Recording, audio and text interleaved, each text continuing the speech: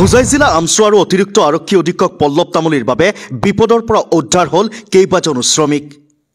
অৰুণাচলৰ পৰা ঘূৰাই অনা হ'ল হোজাইৰ এইসকল শ্ৰমিকক। ঠিকাদাৰৰ নিৰ্যাতনৰ বলি হোৱা শ্ৰমিকক ঘূৰাই আনিলে হোজাই আৰক্ষীয়ে। হোজাই আমচুৱে ধন্যবাদ জনালে লখিমপুৰ আমচুৰ লগতে অতিৰিক্ত আৰক্ষী অধীক্ষক পল্লৱ তামুলীক। অৰুণাচলত আবদ্ধ কৰি ৰখা 6গৰাকী শ্ৰমিকক উদ্ধাৰ।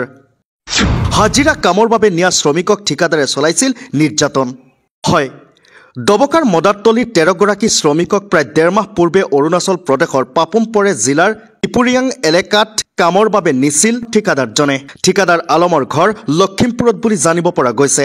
নিয়াৰ 2-3 দিন পিছৰে পৰা শ্ৰমিক কেইজনৰ ওপৰত চলাইছিল অমানৱীয় নিৰ্যাতন। আনকি দিয়া নাছিল শ্ৰমিকৰ প্ৰাপ্য ধন। দিন ৰাতি কাম কৰিবলৈ হেঁচা প্ৰয়োগ কৰিছিল শ্ৰমিক কেইজনক। শ্ৰমিক কেইজনে কাম কৰিব নোৱাৰিলে আক্ৰমণ কৰিছিল ঠিকাদাৰজনে। ঘৰলৈও আহিব দিয়া নাছিল শ্ৰমিক কেইজনক। এই খবৰ পোৱা মাত্ৰকে পৰিয়ালৰ লোকে যোগাযোগ কৰে হোজাই জিলা আমচুৰ লগত। আমচুৱে হোজাই জিলাৰ অতিৰিক্ত আৰক্ষী অধীক্ষক পল্লৱ তামুলীৰ লগত যোগাযোগ কৰে আৰু বৰ্তমানলৈকে 6গৰাকী শ্ৰমিকক উদ্ধাৰ কৰে। যদিও আন 7গৰাকী শ্ৰমিকক উদ্ধাৰৰ বাবে অভিযান চলাইছে আৰক্ষীয়ে। হোজাই জিলাৰ ডবকা থানাৰ অন্তৰ্গত মদাৰতলী এলেকাৰ 13জনকৈ শ্ৰমিক জানুৱাৰী মাহৰ 28 তাৰিখে অৰুণাচল প্ৰদেশলৈ গৈছিলে।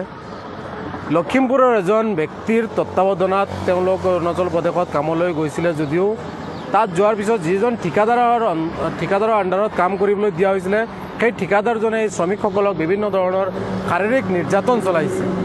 অধিক সময় কাম নকৰিলে সেই শ্ৰমিকসকলক বিভিন্ন ধৰণে লাঠি তাৰেৰে ৰডেৰে আক্ৰমণ কৰিছে।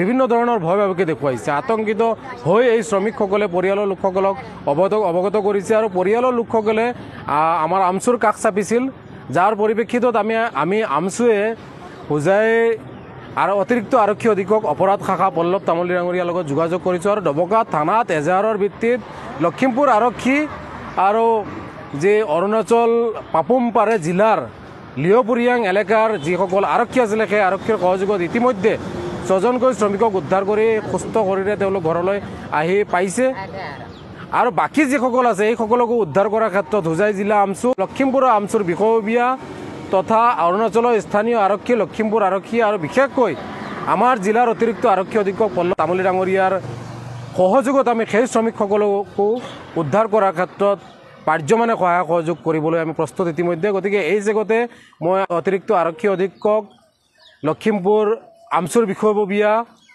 বা অৰুণাচলৰ সেই নিৰ্দিষ্ট এলেকাৰ আৰক্ষী, লখিমপুৰ আৰক্ষী সকলোকে বিশেষভাৱে ধন্যবাদ জনাম আমাৰ হোজাই জিলাৰ অতিৰিক্ত আৰক্ষী অধীক্ষক অপৰাধ শাখা পল্লৱ তামুলী ডাঙৰীয়াক, যে তেখেতৰ যথেষ্ট তৎপৰতাত আজি সুস্থভাৱে আৰু অতি সোনকালে 2 দিনৰ ভিতৰত 6জনকৈ শ্ৰমিক আহি ঘৰত আহি পাইছে আৰু বাকী সকলো অতি কম সময়ৰ ভিতৰতে ঘৰত আহি পাব। গতিকে সকলোকে আমি আমচুৰ ফালৰ পৰা ধন্যবাদ জ্ঞাপন কৰিছোঁ। আৰু মানে আজি 1 মাহমান আগত সিহঁতে কামত গৈছিলে। কামত যোৱাৰ পিছত আৰু সিহঁতক নি পেলাই মানে মাৰধৰ কৰিছিলে, হেৰাছমেণ্ট কৰিছিলে, কামটো বেছিকৈ কৰাইছিলে, ৰাতিয়ে দিনে একেকাৰ কৰি কাম কৰাইছিলে। আৰু পিছত আমি সিহঁতৰ গাৰ্জেনে গৈ পেলাই কেছ কৰিছিলে থানাত। কেছটো লোৱা নাছিলে, পিছত কবিৰদাক লগত লৈ গৈ পেলাই কেছটো কৰা হৈছিলে আমাৰ। পিছত এতিয়া 6জনমান উদ্ধাৰ হৈ আহিছে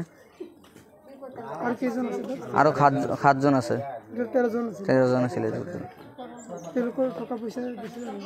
নাই দিয়া নাই, মাৰপিট কৰিছে। আৰু 7জন আছে, এইটো আমি আৰক্ষীক দাবী জনাম যে সেইকেইটা সিহঁতে বোলে ৰাখিছে 10 দিনমান পিছত উলিয়াই দিব বুলি কৈ উদ্ধাৰ কৰি।